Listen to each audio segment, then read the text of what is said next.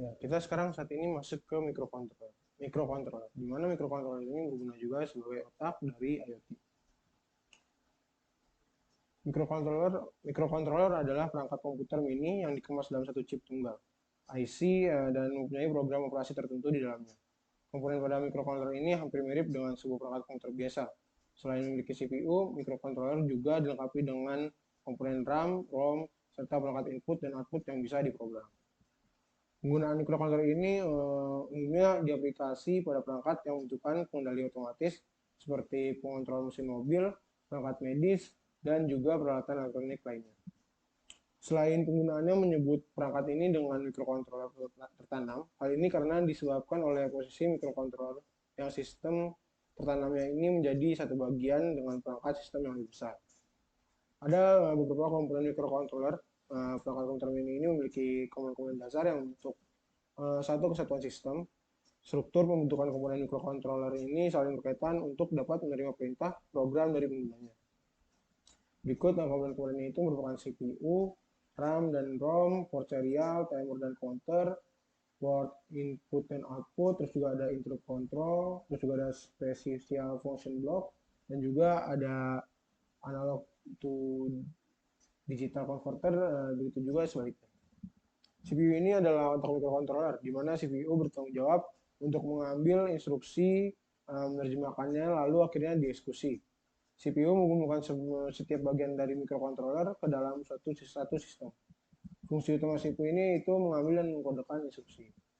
Terus juga ada RAM dan ROM. RAM digunakan sebagai penyimpanan data sementara yang berupa register dan ROM digunakan sebagai tempat penyimpanan program.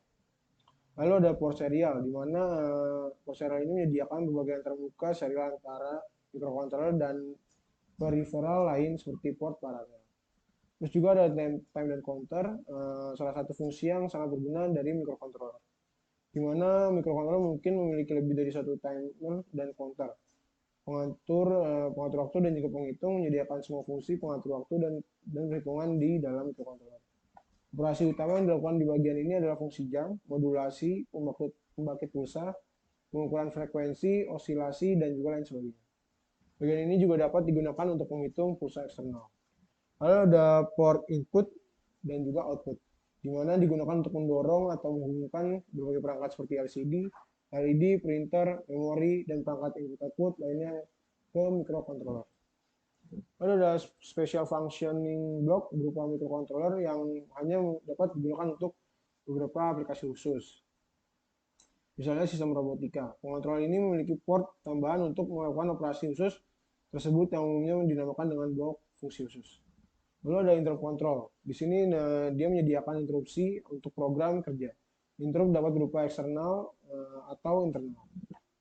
Lalu ada ADC dan juga DAC di mana yang untuk mengonvert sinyal analog. ADC mengonvert sinyal analog ke digital, sementara itu DAC mengonvert sinyal digital ke analog. Kita udah tahu nih bagaimana sih microcontroller itu, apa microcontroller itu, terus juga bagaimana komponen-komponennya. Tapi kita belum tahu nih gunaan microcontroller itu sebenarnya untuk apa. Jadi kegunaan microcontroller itu ada 4. Itu ada flip-flop, timer dan counter, converter, dan juga encoder dan juga decoder. Flip-flop itu mengubah arus dengan sinyal inputan pada satu atau beberapa input kontrol yang akan dikonversi menjadi satu atau dua output saja. Lalu ada juga timer dan counter di mana mereka beroperasi sesuai dengan waktu dan periode yang diberikan. Lalu ada converter yang tadi sudah kita sebutkan juga di komponennya untuk mengkonversi sinyal analog ke digital dan juga digital ke analog.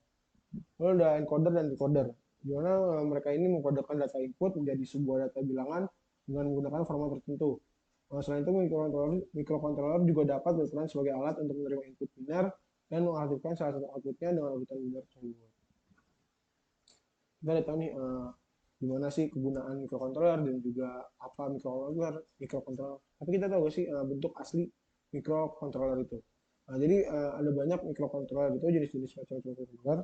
Salah satunya itu yang akan kita bahas Arduino, ASP dan juga Raspberry dan juga Node MCU.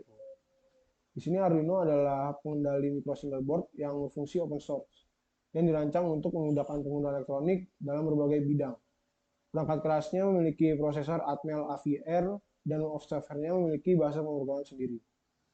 Arduino merupakan open source yang ditujukan kepada siapa saja yang ingin membuat prototipe peralatan elektronik interaktif berdasarkan hardware maupun software yang fleksibel dan mudah digunakan. Microcontroller ini diprogram menggunakan bahasa pemrograman Arduino yang memiliki kemiripan sintaks dengan bahasa pemrograman C. Karena sifat yang terbuka, maka siapa saja dapat mengunduh skema hardware Arduino dan membuat sendiri Arduino. Di sini ada beberapa jenis Arduino, yaitu ada Arduino Uno, terus juga Gen Uno, sudah ada Mega 2580, Zero, Pro, dan juga Micro. Ada juga Arduino Pro Mini yang mana dia lebih kecil lagi ketimbang Pro ini ya. Lalu next ada ESP32 adalah mikrokontroler yang digunakan oleh Expressive System, merupakan penerus dari mikrokontroler ESP8266. Pada mikrokontroler ini sudah tersedia modul Wi-Fi dan chip sehingga sangat mendukung untuk membuat sistem aplikasi Internet of Things. Dan juga di sini ada perbandingan Arduino Uno dan juga Node MCU dan juga ESP. Terlihat perbedaan yang menjadi keunggulan mikrokontroler ESP ini dibanding dengan mikrokontroler lain. Mulai dari pin out-nya yang lebih banyak, pin analog lebih banyak, juga memori lebih besar. Terdapat Bluetooth 4.0 low energy serta tersedia Wi-Fi yang memungkinkan untuk mengaplikasikan Internet of Things dengan mikrokontroler ESP32. Di sini bisa terlihat tegangannya itu lebih kecil, 3,3 volt ketimbang Arduino. Terus juga prosesornya Extensa single core L106 60 MHz, terus juga akselerometernya 32 bit, 16 MB, dan bisa dilihat lainnya. Bluetooth, Wi-Fi, terus kita next ke Raspberry Pi. Di mana Raspberry Pi merupakan mikrokomputer multifungsi berukuran kecil hanya sebesar kartu kredit. Namun Raspberry ini terinspirasi dari vendor-vendor terkenal yang menggunakan nama buahan seperti Apple, BlackBerry, Apricot. Nah, Pi merupakan kepanjangan dari Python yang sebuah bahasa pemrograman interpretatif serbaguna. Pada awalnya Raspberry Pi ini memiliki konsep sebuah komputer sederhana yang dapat diprogram dengan Python. Proyek Raspberry Pi dimulai pada tahun 2006 yang awalnya mereka berencana untuk membuat komputer berbasis mikrokontroler yang dapat dibooting secara langsung kepada Python Interpreter prompt. Perangkat yang murah ini diciptakan untuk mempromosikan sebuah generasi baru dalam dunia pemrograman dan pengembangan. Terus lalu ada pada tahun 2009, karyawan perusahaan Broadcom, Eben Upton, serta tokoh-tokoh lainnya seperti Jack Lang, David Braben, Pete Lomas, Profesor Alan Mycroft, dan Robert Mullins mendirikan sebuah badan amal yang disebut juga The Raspberry Pi Foundation. Mereka memiliki gagasan untuk merancang papan sistem on chip yang diisi dengan chip prosesor Broadcom ARM11 lalu dijual dengan harga yang terjangkau. Ditujukan untuk para insinyur komputer generasi baru yang tentunya berpotensi besar. Lalu di sini ada beberapa jenis Raspberry Pi, yaitu Raspberry Pi, Raspberry Pi 2, Pi Zero, Pi 3, dan Pi B. Setiap jenis Raspberry ini memiliki modelnya sendiri, yaitu kayak B, A, B+, A+. Dan mereka memiliki kelebihannya masing-masing. Dan Raspberry Pi 4 ini paling baru, yang keluar tahun 2019. Dan prosesor 4 kali Cortex A72 1,5 GHz. Di sini ada bentuk Raspberry Pi yang warna hijau dan banyak portnya. Lalu kita masuk ke Node MCU, di mana Node MCU ini merupakan sebuah open source platform IoT dan pembangkit kit yang menggunakan bahasa pemrograman Lua untuk membantu dalam membuat prototipe produk IoT atau bisa dengan memakai Sketch Arduino IDE.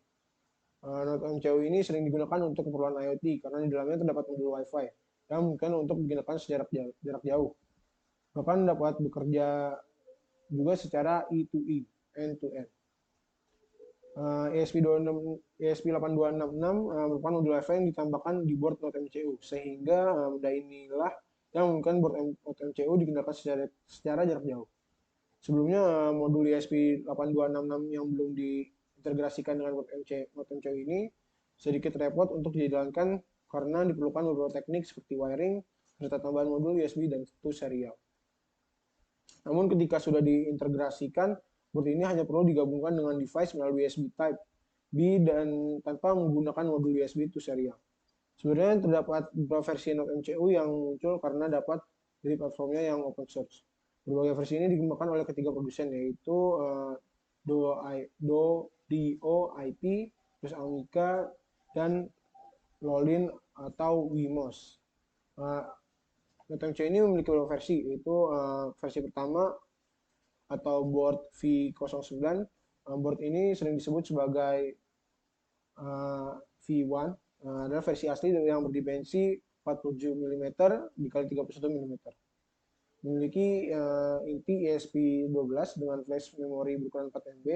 Namun beberapa produk juga ada yang menggunakan chip ESP12i sebagai inti dari board V.0.9 dengan tampilan board berubah menjadi hitam. Lalu generasi keduanya sering disebut juga sebagai V1.0, pengembangan dari versi sebelumnya dengan chip yang ditingkatkan dari sebelumnya, ESP12i dan isi serial diubah dari CHG G40 menjadi CP2102.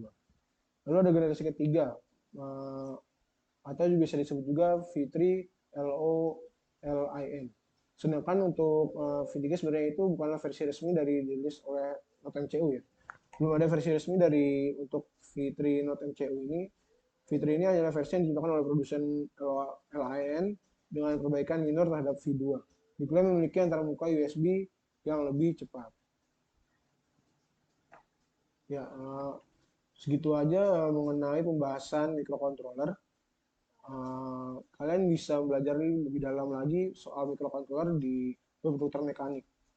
Banyak di situ course-course yang tersedia, dan kalian juga nggak perlu takut mengenai biaya, karena di web komputer mekanik ini course-course-nya itu gratis. Jadi kalian tinggal belajar di situ dengan silabus-silabus yang ada, pasti kalian akan paham dan juga terampil dalam microcontroller dan IoT.